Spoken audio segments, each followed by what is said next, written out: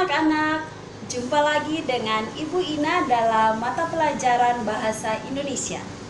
Dalam pertemuan kali ini, kita masih membahas tentang bab 1 yaitu teks laporan percobaan.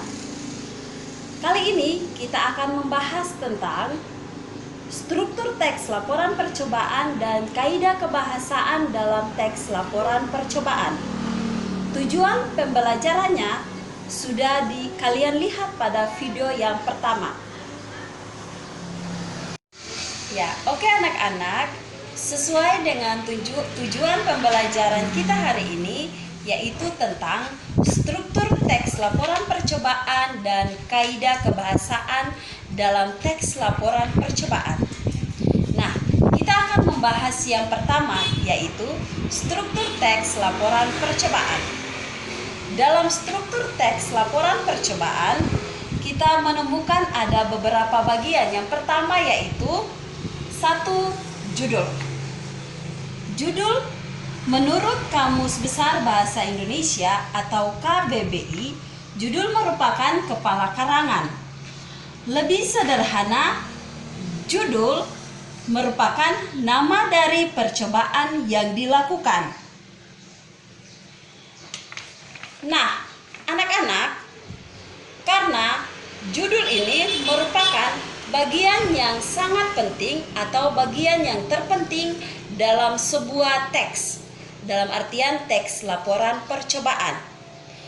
Untuk itu, untuk memilih judul yang baik, maka perlu kita memperhatikan beberapa syarat judul yang baik seperti berikut. Nah, syarat judul percobaan yang baik, yang pertama adalah relevan. Relevan adalah ada hubungan antara judul dan tema, ada hubungan antara judul dan isi, dan ada hubungan antara judul dan tujuan. Kemudian yang kedua adalah menarik. Judul harus menarik. Menarik berarti berbicara tentang pilihan kata atau diksi. Kalau di kelas 7 dan kelas 8, pasti kalian sudah mempelajari tentang diksi. Nah, diksi yang dipakai harus mampu menimbulkan rasa ingin tahu pembaca dan menarik untuk membaca tulisan tersebut. Kemudian yang ketiga, judul yang baik harus menggambarkan isi secara garis besar.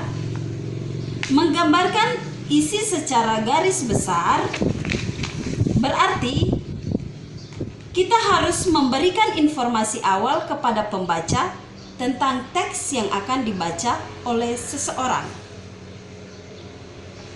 Struktur yang kedua yaitu tujuan.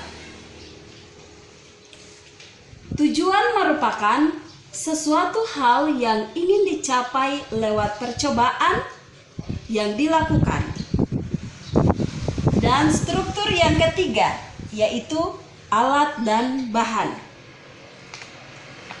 Alat dan bahan merupakan sekumpulan alat dan bahan yang perlu disediakan dalam proses melakukan sebuah percobaan. Dan yang keempat, struktur yang keempat yaitu prosedur atau langkah kegiatan. Nah, dalam prosedur atau langkah kegiatan bisa juga kita dikatakan sebagai cara kerja. Cara kerja merupakan suatu urutan kerja atau suatu urutan kegiatan yang dipakai dalam suatu percobaan, mulai dari awal hingga akhir. Yang kelima yaitu hasil. Hasil merupakan jabaran dari hal-hal yang diperoleh atau dihasilkan dari percobaan sesuai fakta atau kenyataan yang terjadi di percobaan. Nah, berhasil atau tidak berhasil percobaan tersebut. Kemudian, struktur yang keenam yaitu simpulan. Simpulan merupakan bagian yang berisi pendapat penulis atau peneliti terhadap percobaan yang dilakukan. Nah, keenam struktur ini merupakan struktur teks laporan percobaan. Kita akan membahas poin B, yaitu kaidah kebahasaan yang digunakan dalam teks laporan percobaan. Kaidah kebahasaan dalam teks laporan percobaan yaitu yang pertama, sinonim dan antonim. Kalian pasti sudah mengetahui tentang pengertian dari sinonim dan antonim.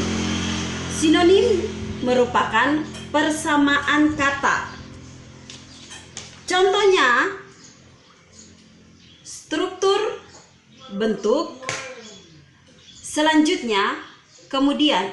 Jadi, kata struktur dan kata bentuk memiliki makna yang sama. Begitu pula dengan selanjutnya dan kemudian. Kedua kata tersebut memiliki makna yang sama. Sinonim dan antonim biasanya kalian temukan pada langkah-langkah dari percobaan. Langkah-langkah atau prosedur kerja dalam teks percobaan. Kemudian yang kedua yaitu antonim. Antonim merupakan perlawanan kata. Contoh, kata masukkan dia berlawanan dengan kata keluarkan.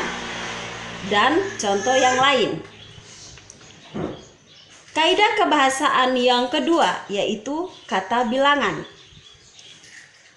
Kata bilangan menunjukkan jumlah bahan dan angka yang digunakan dan diperlukan dalam percobaan. Contohnya, seperdua, 1 gelas air, 5 butir telur, dan lain-lain. Nah, anak-anak, semua angka atau semua jumlah yang terdapat di dalam teks laporan percobaan merupakan jumlah bahan yang digunakan atau yang terdapat di dalam percobaan tersebut. Kebahasaan yang berikut yaitu kata perintah. Nah, kata perintah merupakan kata atau kalimat menyuruh atau memerintah seseorang untuk melakukan sesuatu. Contoh kata, siapkan, aduklah, hindari, tambahkan, tuangkan, campurkan, dan lain-lain. Kata perintah ini juga biasanya kita temukan pada langkah-langkah dalam laporan percobaan. Dan yang terakhir, kaidah kebahasaan yang berikut atau yang terakhir yaitu kata hubung atau biasa disebut dengan konjungsi. Kata hubung atau konjungsi yaitu kata yang menghubungkan kata yang satu dengan yang lain. Contoh kata dan, tetapi, apabila, jika, sehingga, dan lain-lain.